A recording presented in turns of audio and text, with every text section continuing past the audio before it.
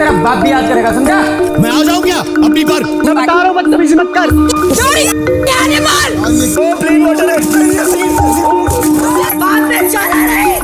17 करोड़ से भी ज्यादा यूजर्स है बिग बॉस 16 के और 60 करोड़ से ज्यादा लोगों ने इसे वूट OTT पर देखा। वो कैसी औरत मेरे को कैसे मारेगी? घटिया बात कर। इंडिया का इतना पॉपुलर रियलिटी शो जिसके 17 सीजन से ज्यादा आ चुके हैं, वॉयरिज्म, मैसोचिज्म, बैकबीटिंग, बहुत सारी चीजों को नॉर्मलाइज किया है इस शो। वही चीज को देखेंगे और समझेंगे कैसे कंटेस्टेंट और व्यूअर की माइंड को अफेक्ट करा है इस शो ने। कहीं ना कहीं मेरे दिमाग में एक सुसाइड का थॉट भी आया कि मैंने ऐसा क्या ही कर दिया कि मैं अब तक ये सजा भुगत रहा हूँ। भगवान जी ने शायद थोड़ी सद्बुद्धि दी है, मैंने कोई गलत डिसीजन ली। अब बहुत सारे लोग बोलेंगे ये तो सिर्फ एक रियलिटी शो है, इतना क्या ही हो जाएगा। लेकिन बहुत सारे रिसर्च में पता चला है कि इन रियलिटी शो की वजह से हमारे ब्रेन और हमारे थिंकिंग एबिलिटीज पर काफी गहरा असर पड़ता है। अब मैं भी नहीं चाहता कि आपके साथ कुछ ऐसा हो। अगर आप भी यही चाहते हो तो इस वीडियो को एंड तक जरूर देखें और वीडियो के एंड तक आपको वो सब कुछ क्लियर हो जाएगा कि ऐसा मैं क्यों कह रहा हूँ। तो चलिए इस वीडियो को शुरू करते हैं। सबसे पहले तो इसकी हिस्ट्री की बात करते हैं।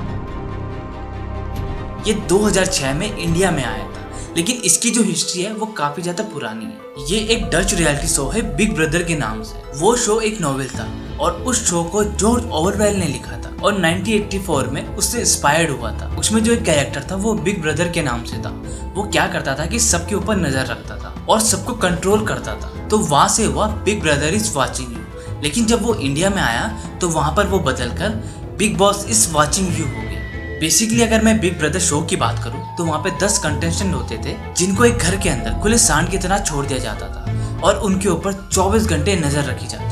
अब वहाँ पे कोई गाली गलौज कर रहा है, कोई लड़ाई कर रहा है, कोई कुछ ना कुछ कर रहा होता है जिससे लोगों का एंटरटेन हो पाए। फिर इनको टास्क मिलते हैं और कई सारे गेम मिलते हैं, जिसके बाद एक एक करके सब एलिमिनेट होते जाते हैं और लास्ट में जो बनता है वो होता है विनर। वैसे तो बिग ब्रदर शो 1999 में जब नीदरलैंड में आया था तो वहाँ के जो साइकोलॉजिस्ट थे उन्होंने इस शो को क्रिटिसाइज किया था और बोला था कि ये कंटेस्टेंट और व्यूअर की मेंटल हेल्थ को इल कर सकता है और साथ ही उन्हें सुसाइड अटेम्प्ट करने में फोर्स कर सकता है। और उन्होंने साइकोलॉजिस्ट की बात नहीं मानी और 1997 में एक शो लॉन्च की जिसका नाम था एक्सपीडिशन रॉबिन्सन। उसके एक कंटेस्टेंट ने सुसाइड अटेम्प्ट किया था, वो भी बिग ब्रदर के शो से मिलता जुलता था। अब उसमें क्या होता है कि एक लैंड होती है, आपको वहाँ पे सरवाइव करना होता है और समय बिताना होता है। उसमें जो कंटेस्टेंट था वो था सिनिसा सवीचा और उसको शो से एलिमिनेट कर दिया जाता है। और जब वो घर आता है तो इस एलिमिनेशन को वो सह नहीं पाता है और सुसाइड कर लेता है। और इसलिए जब बिग ब्रदर शो आया था तो वहाँ के साइकोलॉजिस्ट ने इसी बात के लिए क्रिटिसाइज किया था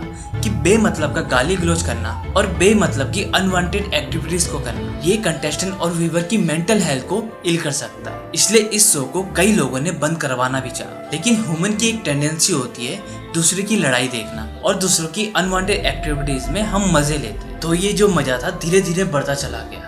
साथ ही ये शो इसकी पॉपुलैरिटी इतनी ज़्यादा बढ़ चुकी थी कि अलग अलग कंट्री में पहुंच चुका था और देखते देखते 2006 में इसकी एंट्री होती है इंडिया के अंदर और जिसका नाम रखा जाता है बिग बॉस। पहली बात तो ये है कि बिग बॉस केवल उन्हीं लोगों को बुलाता है जो ऑलरेडी पॉपुलर होते हैं। इससे बिग बॉस को काफ़ी ज़्यादा प्रॉफिट होता है क्योंकि जो पॉपुलर होते हैं उनकी एक ऑडियंस अलग होती है, साथ ही बिग बॉस की अपनी एक ऑडियंस अलग होती है। तो जब ये दोनों ऑडियंस मिल जाती है तो एक लार्ज नंबर ऑफ ऑडियंस बन जाती है जिससे बिग बॉस का रेवेन्यू काफी ज्यादा बढ़ जाता है। और फिर कंटेस्टेंट के साथ एक एग्रीमेंट साइन किया जाता है जिससे उनके सारे हक को छीन लिया जाता है और उसके बाद उनसे वही करवाया जाता है जो प्रोडक्शन हाउस करवाना चाहता है। इसलिए जब भी आप कटारिया को देखोगे तो वो वैसा नहीं है जैसा उसको दिखाया जा रहा है, जिससे जो उनकी मेन रियलिटी है वो छिप जाए और लोगों तक वही चीज पहुंचे जो बिग बॉस दिखाना चाहता है। और ये सब कुछ करने के बाद इस शो को कहा जाता है द रियलिटी शो। इस शो में 24 घंटे और साथ ही जितने दिन तक वो कंटेस्टेंट रहेगा तब तक उसको कैमरा सर्विलांस करता रहता है जिससे कि कंटेस्टेंट हमेशा अलर्ट मोड पे रहते हैं। तो जितने भी कंटेस्टेंट होते हैं वो एक अलग ही अपनी आइडेंटिटी शो कर रहे होते हैं और जो व्यूअर होता है हम जैसे लोग, हम सोचते हैं कि ये पर्सन शायद ऐसा ही होगा, इसलिए ये ऐसा ही यहाँ पे दिखाया जा रहा है। और ऐसा हम इसलिए मानते हैं क्योंकि इस शो को द रियलिटी शो कहा जाता है, जबकि देखा जाए तो ये पूरा का पूरा स्क्रिप्टेड होता है। अब आपने इंडिया के घरों में तो ये जरूर देखा होगा कि जब कभी कहीं लड़ाई हो रही होती है तो लोगों को चुनाने में इंटरेस्ट नहीं होता है बल्कि उसकी लड़ाई देखने में मजा आता है। बिग बॉस इसी चीज का यूज करता है और आपको मैनिपुलेटिव सिनेरियो दिखाता है जिससे आपको लगता है कि अच्छा ये ऐसा है। अब एग्जाम्पल के लिए हम मुनावर को देखते हैं। बिग बॉस उसको फोर्स करता है कि वो अपने प्राइवेट मैटर के बारे में बात करे ताकि जो बाहर बैठे लोग हैं वो उसकी पर्सनल लाइफ से मजे ले सके। अब ऐसा बिग बॉस इसलिए कहता है क्योंकि उनको पता है कि बाहर जितने भी लोग उसको देख रहे हैं सबको इंटरेस्ट है कि वो उसकी पर्सनल लाइफ के बारे में जाने और उसको जानकर उसके मजे ले सके। मतलब कि अगर हमें कुल मिला के देखा जाए आपको ऐसी हरकतें करनी है जिससे बाहर के जो व्यूअर है वो देखे तो वो सोचे अच्छा ये ऐसा है, भले आपकी जो रियल आइडेंटिटी है वो बर्बाद क्यों ना हो जाए, बिग बॉस को उससे फर्क नहीं पड़ता। ऐसे ही एक किस्सा हुआ था बिग बॉस के सीजन 13 में, जब भोजपुरी के एक बड़े एक्टर केसरी लाल यादव आए थे और वो काफी जल्दी बाहर निकल भी गए थे। बाद में उन्होंने किसी एक इंटरव्यू में बताया था कि वो बिना किसी बेमतलब के किसी को गाली नहीं दे सकते। वहाँ पे आप गा नहीं सकते, वहाँ पे आप कितना गाली दे सकते हैं ये वहाँ पे मायने रखता है। आप किसकी इज्जत की धज्जियाँ उड़ा सकते हैं ये मायने रखता है। नेशनल टीवी पे हम क्या दुनिया को संदेश दे रहे हैं कि हम माँ बहन की गाली बहुत अच्छा देते हैं, हम मिर्चा पे लड़ाई अच्छा कर लेते हैं। और ये इनकी ट्रू आइडेंटिटी नहीं है। अब केसरी लाल यादव ने बिग बॉस के कहने पर कोई भी गाली गलौज नहीं करी, कोई भी अनवांटेड एक्टिविटी नहीं करी, तो इस बात को लेकर बिग बॉस नाराज हो गए और उनको वहां से बाहर कर दिया। उन्होंने तो यहाँ तक ये भी कह दिया कि लोग पैसे के लिए और थोड़े फेम के लिए किस हद तक गिर सकते हैं और अपनी जो ट्रू आइडेंटिटी है उसको कैसे बर्बाद कर देते हैं सिर्फ एक फेम पाने के लिए। कंटेस्टेंट को ऐसा लगता है कि वो जो एक्टिविटी कर रहे हैं उनको लोग बाहर पसंद कर रहे हैं, लेकिन होता उसका बिल्कुल उल्टा है। लोग बल्कि उसके मजे ले रहे होते हैं, साथ ही कई सारे ट्रोल वीडियो बना रहे होते हैं। अब एक और एग्जांपल मेरे दिमाग में आ रहा है, वो है पुनीत सुपरस्टार का। अब आपने तो पुनीत सुपरस्टार को देखा होगा कि वो किस तरह की रील बनाता है। तो वो जब बिग बॉस के अंदर गया तो वहाँ पे वो भी वही सेम एक्टिविटी कर रहा था, लेकिन बिग बॉस का कहना है कि जो आपकी जो ट्रू आइडेंटिटी है वो वहाँ पर बिल्कुल चेंज होनी चाहिए।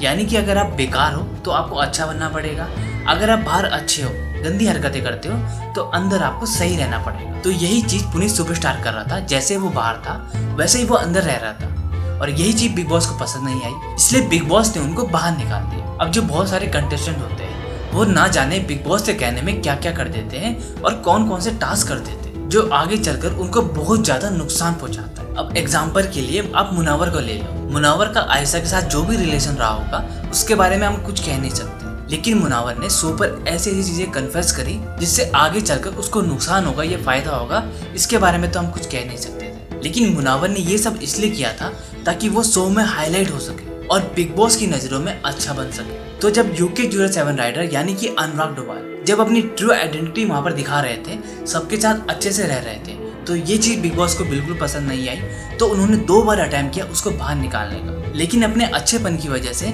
वहाँ के जो रहने वाले लोग थे उन्होंने उसको बचा लिया। लेकिन बिग बॉस ने ऐसा माहौल क्रिएट कर दिया कि उसको बाहर निकालना ही पड़ा और यही चीज सारी ऑडियंस को साफ साफ नजर भी आ रही थी कि बिग बॉस क्या कर रहा है। और जब आयशा ने शो में एंट्री ली तो उसने भी इसलिए ही ली ताकि वो हाईलाइट हो सके और ऐसा देखने को भी मिला था। अब इस वीडियो की शुरुआत में मैंने आपको कुछ वर्ड्स बताए थे जैसे कि सैडिज्म, वॉयरिज्म और कई सारी चीजें बताई थी। तो चलो अब इस वर्ड को हम एक एक करके समझते हैं। सबसे पहले हम बात करेंगे कि सैडिज्म वर्ड की। जब आप इस वर्ड की मीनिंग को देखोगे तो बेसिकली आपको पता चलेगा किसी भी इंसान के दुख दर्द को देखकर उसके मजे लेना। और बिग बॉस इसी का एक बहुत बड़ा एग्जाम्पल भी है, जिससे कि कंटेस्टेंट को दर्द होता है और साथ ही जो व्यूअर होते हैं वो उसे देख के मजे ले रहे होते हैं। जितना ज्यादा एक्सट्रीम दर्द होगा उतनी ही ज्यादा TRP मिलती है। एग्जाम्पल के लिए अगर हम देखें तो स्वामी ओम का बानी के ऊपर टॉयलेट कर देना। और इसी में एक किस्सा हुआ था जब एक कंटेस्टेंट किसी के ऊपर लाल मिर्च लगा रही थी, तो तब वो कुछ इस तरह से कह रहा था, जब हर्ट हो रहा है बिग बॉस मुझे हर्ट हो रहा है,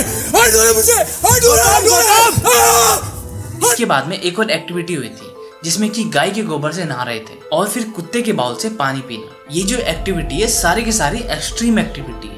फिर उसके साथ में हाथापाई करना, एक दूसरे में गाली गलौज करना, सारी जितनी भी एक्टिविटी है ये बिग बॉस भर भर के दिखाता है, क्योंकि जब लोग इस एक्टिविटी को देखते हैं तो उनको काफी ज्यादा प्लेजर मिलता है। तो इसी वजह से जो बिग बॉस 17 था उसकी जो डिमांड थी वो काफी ज्यादा हाई थी। और फिर एक दूसरे का मजाक उड़ाना या फिर किसी को बोली करना या फिर किसी को भैंस बोलना या फिर किसी को बहुत ज्यादा ट्रोल कर देना, जैसे कि रैपर MC स्टैन का बॉडी का मजाक बनाना। बिग बॉस ये सारी चीजों को एकदम नॉर्मल कर देता है और फिर सबको लगता है ये तो नॉर्मल चीज है। और बहुत सारे जो कंटेस्टेंट होते हैं वो इस बुली को सहन नहीं कर पाते। जैसे कि 2009 में बिग ब्रदर में एक कंटेस्टेंट थे श्री देशारी, उन्होंने भी अपना हाथ काट के अटेम्प्ट करने की कोशिश करी थी, क्योंकि जो उनका मजाक बनाया गया था वो उसको सह नहीं पाए थे। उसके साथ साथ बिग ब्रदर की एक कंटेस्टेंट थी नादिया, उन्होंने भी सुसाइड अटेम्प्ट किया था। अब उन्होंने इसलिए अटेम्प्ट किया था क्योंकि बिग बॉस ने उनकी जो इमेज थी वो बाहर ऐसी दिखा दी थी एडिटिंग के थ्रू कि लोग उनसे नफरत करने लग गए थे। जब वो शो से बाहर निकले तो लोगों ने उनके ऊपर अंडे फेंके, कई सारी ऐसी एक्टिविटी करी जिससे कि वो अटेम्प्ट करने के लिए मजबूर हो गई थी। देखो मैं यहाँ पे आपको एक चीज बता देता हूँ कि अगर आप किसी को दुख में देखकर खुश हो रहे हो या फिर उसके मजे ले रहे हो तो इसका मतलब तुम बहुत कमजोर मानसिकता वाले हो। तुमको अपने ऊपर बहुत ज्यादा काम करने की जरूरत है जिससे तुम अपने देश और अपने परिवार का भला कर सको। अब इसके बाद में मैं बात करूंगा वॉयरिज्म के बारे में। अब वॉयरिज्म इस शो का यानी कि बिग बॉस का बहुत ही बड़ा पार्ट है। बेसिकली अगर आप इसकी डेफिनेशन की मीनिंग का मतलब समझोगे तो इसका मतलब होता है कि किसी की प्राइवेट लाइफ को देखकर उसके मजे लेना। और बिग बॉस के अंदर ये बहुत ही आम चीज है। आप बड़ी ही आसानी से किसी भी कंटेस्टेंट की प्राइवेट चीजों को देख सकते हो और उसका रीजन है कि 24 घंटे उन पर निगरानी की जाती है और फिर आप उस कंटेस्टेंट के अपने माइंड में एक परसेप्शन बना देते हो। अभी एग्जांपल के लिए हम बिग बॉस OTT की बात करेंगे। उसमें एक कंटेस्टेंट थे जैद हादिद। उसमें क्या हुआ था कि जैद हादिद और आकांक्षा का किसिंग सीन आया था और उस सीन के आने के बाद आकांक्षा को काफी ज्यादा ट्रोल भी किया गया था और ना जाने लोगों ने उनको कमेंट में पता नहीं क्या क्या बोला। जबकि बिग बॉस साफ साफ मना करता है कि ऐसे एक्टिविटी को वो कभी भी प्रमोट नहीं करेगा। लेकिन होता क्या है, बिग बॉस उसको दिखाता है। बिग बॉस चाहता तो उसको चीज को छुपा भी सकता था या फिर उसको काट भी सकता था ताकि जो आकांक्षा की जो इमेज है वो बच सके। लेकिन हुआ क्या, वो आज सभी को पता है। जबकि वो जो चीज थी वो बिग बॉस के द्वारा ही आकांक्षा से करवाई गई थी जो कि एक टास्क था और उसने उस टास्क को अच्छे से परफॉर्म भी किया। अगर वो उस टास्क को परफॉर्म नहीं करती, मना कर देती कि मैं ऐसा नहीं करूंगी, तो बिग बॉस क्या करता, धीरे धीरे उसको भी शो से बाहर निकाल देता। लेकिन उसको वो मजबूरी में करना पड़ा और लोगों ने अपने माइंड में एक परसेप्शन बना दिया था कि ये लड़की तो ऐसी है, इसलिए लोगों ने उसकी प्रोफाइल में जाकर न जाने क्या क्या कमेंट कर दिया। They wanted that case to happen. Obviously, I feel that way. तो आपको लगता है मेकर्स भी पूरा मैनिपुलेशन करते हैं?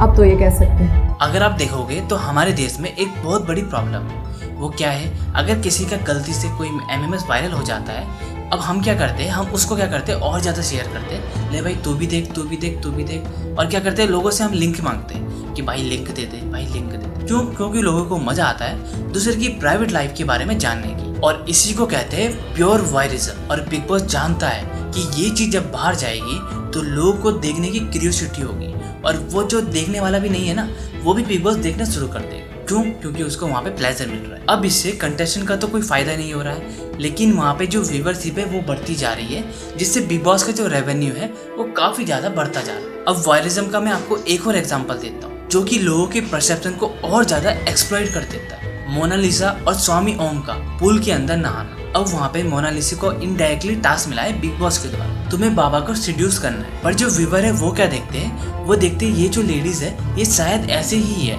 इसलिए ये वहाँ पे जाकर ऐसा कर रही है। अब ऐसा होना भी तय है क्योंकि वहाँ पे बिग बॉस ने ऐसा माहौल क्रिएट कर चुका है कि लोग ये सोचने में मजबूर हो जाते हैं और उनके अंदर और ज्यादा क्यूरियोसिटी आ जाती है, जिससे क्या होता है कि वो चीज जो रील में चल रही होती है वो वहाँ ना देखकर वो क्या करते हैं, पूरा शो देखने लग जाते हैं कि ये सीन कहाँ का है, हम भी चलो यहाँ पे जाके देखते हैं। अब इससे जो कंटेस्टेंट होते हैं ना, उसको बहुत ज्यादा फर्क पड़ता है, लेकिन बिग बॉस को यहाँ पर जरा भी फर्क नहीं पड़ता है। बेसिकली ये जो पूरा शो है ये क्या करता है, ये सैडिज्म, वॉयरिज्म और मैचोसिज्म और बॉडी शेमिंग को प्रमोट करता है। लेकिन फिर भी लोगों को लगता है कि ये सिर्फ एक शो ही है, क्या ही हो जाएगा, और ये तो सिर्फ एक नॉर्मली चीज है। अब देखो स्टडी में पता चला है कि जो शो वॉयरिज्म, मैचोनिज्म, सैडिज्म जो चीजें मैंने बताई है उस चीजों को दिखा रहा होता है, उस शो के जो व्यूवर होते हैं, जो उनकी जो IQ लेवल है वो धीरे धीरे कम होते चले जाते हैं और इससे ज्यादा जो उसके कंटेस्टेंट होते हैं उनका जो IQ लेवल होता है वो भी काफी ज्यादा कम होता है। अगर आप देखोगे जितने भी लोग बिग बॉस के शो में आए हैं और जो उसके कंटेस्टेंट होते हैं उनका जो IQ लेवल है वो ऑटोमेटिक जो थोड़ा बहुत होता भी है वो खत्म हो जाता है। ऐसा इसलिए होता है जो उनकी रियल आइडेंटिटी होती है वो उससे मूव ऑन कर देते हैं, यानी कि उन्हें वो करना पड़ता है जो बिग बॉस करा रहे होते हैं, जिससे कि वो इतने लंबे टाइम तक रहने पे खुद का जो दिमाग होता है वो बिल्कुल नहीं लगाते। और जितने भी कंटेस्टेंट जो इस शो में आते हैं वो अपनी इमेज को गिराने के लिए हमेशा तैयार रहते हैं, क्योंकि उन्हें पता होता है कि वहाँ जाने के बाद हमारे साथ कुछ ना कुछ उल्टा जरूर होने वाला है। लेकिन जिनका जो IQ लेवल होता है वो जरा से फेम के लिए ऐसा बिल्कुल भी नहीं करते, क्योंकि कई सारे ऐसे लोग हैं जिनको बिग बॉस द्वारा बुलाया गया था लेकिन उनको पता था कि वहाँ पे क्या होता है, इसलिए उन्होंने अपनी इमेज ना गिरे इसलिए वहाँ कभी गए ही नहीं। वहाँ सिर्फ वही लोग जाते हैं जिनका IQ लेवल ऑलरेडी काफी कम होता है, जिन्हें फर्क ही नहीं पड़ता कि उनके साथ बाहर आने के बाद क्या होने वाला है। अगर आप भी इसी कम्युनिटी के बनना चाहते हैं तो मुझे लगता है कि आपकी तो कोई ग्रोथ होने वाली नहीं है, लेकिन जो ग्रोथ होगी वो होगी बिग बॉस की। अब आप यहाँ पे सोच रहे होंगे कि बिग बॉस ही कैसे होगी, हम तो उसको कोई भी पैसा पे नहीं करते हैं, बल्कि जियो सिनेमा में वो फ्री मिलता है, तो हमने तो अपनी तरफ से कुछ भी नहीं दिया। अब मैं यहाँ पे बात करूंगा बिग बॉस की बिजनेस मॉडल के बारे में। अब अगर मैं सीजन 17 की बात करूँ जो हो चुका है, उस टाइम पर जो वाईकॉम है उसने कहा था कि वो 400 मिलियन एक्सपेक्ट कर रहे हैं और वो इससे 350 करोड़ जनरेट करने वाले हैं, यानी कि 40 करोड़ की व्यूवरशिप और रेवेन्यू है 350 करोड़ का। अब ये कैसे पॉसिबल हो सकता है? अब आप यहाँ पे सोच रहे होंगे कि मैं तो इसको फ्री में देखता हूँ, मैंने तो कोई प्रीमियम भी नहीं दिया है, बस जियो सिनेमा में फ्री में चढ़ा देता हूँ। लेकिन जो बिग बॉस है वो रेवेन्यू जनरेट करता है स्पॉन्सरशिप, एड्स के थ्रू और कई सारे फिल्म और म्यूजिक के प्रमोशन के थ्रू। अब आप यहाँ पे देखो कि 40 मिलियन से 350 करोड़ बनाना, ये बिग बॉस का मेन मोटिव होता है। बिग बॉस सिर्फ आपकी अटेंशन की वजह से ये सब कुछ कर पाता है। मैंने यहाँ पे ऑब्जर्व किया है कि लोग पागल हुए हैं बिग बॉस के पीछे, बिग बॉस को देखने में और दूसरे की लड़ाई देखने में। कटारिया वगैरह बहुत सारे जो कंटेस्टेंट हैं उनको देखने में, उनकी लाइफ में तुम जितना मर्जी घुस जाओ, देखो वो सिर्फ नाम का ही रियलिटी शो है, आपका इसमें कोई भी फायदा होने नहीं वाला है और आपका जो नुकसान होगा वो होगा आपकी मेंटल हेल्थ का। देखो अगर वो बिल्कुल रियल दिखा रहे होते तो शायद हम कह सकते थे कि वो एक रियलिटी शो है, लेकिन वो ऐसी चीजें प्रमोट कर रहा है जिससे लोगों की मेंटल हेल्थ खराब हो सकती है। अब मैं यहाँ पे उम्मीद करता हूँ कि आप हर एक पॉइंट को समझ चुके होंगे। अगर आप भी एक मजबूत कम्युनिटी के बनना चाहते हैं तो हमारे चैनल को सब्सक्राइब जरूर कर दीजिए। मिलते हैं नेक्स्ट वीडियो में, तब तक के लिए जय हिंद जय भारत।